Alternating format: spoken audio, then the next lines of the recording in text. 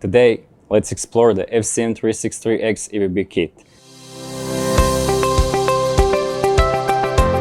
Hello everyone, Mattia from Quectel here. Today, let's explore the FCM363X EVB kit. This powerful evaluation board features the new generation FCM363X MCU Wi-Fi and Bluetooth module, built around a high-performance ARM Cortex-M33 core with a frequency of up to 260 MHz and supports Wi-Fi 6 and BLE 5.3. The module features built-in 1.2 MB of SRAM and 8 MB of flash, ensuring efficient performance. It also offers optional PSRAM expansion for more complex applications. FCM363X supports GPIO, SDIO, UART, USB, SPI, and JTAG interfaces by default, and I2C, I2S, ADC, LCD, and PWM interfaces in QuecOpen solution, and many low power consumption modes and keep-alive mechanisms, which provide flexibility and versatility for a range of applications, especially in smart homes and industrial IoT scenarios.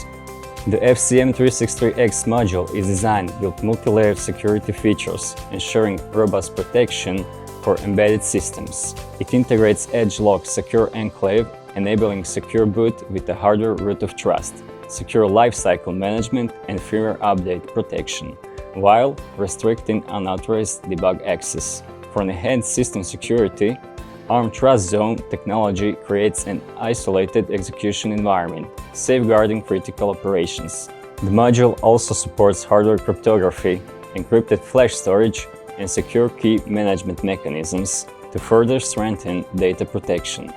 FCM363X supports QuecOpen solution and standard ATA commands with a compact protocol and can realize efficient product development for customers. We have packed all the accessories you need, so you can do the module evaluation and even quickly start developing your application. Let's dive in and explore the EVB. The kit contains the EVB and micro USB cables.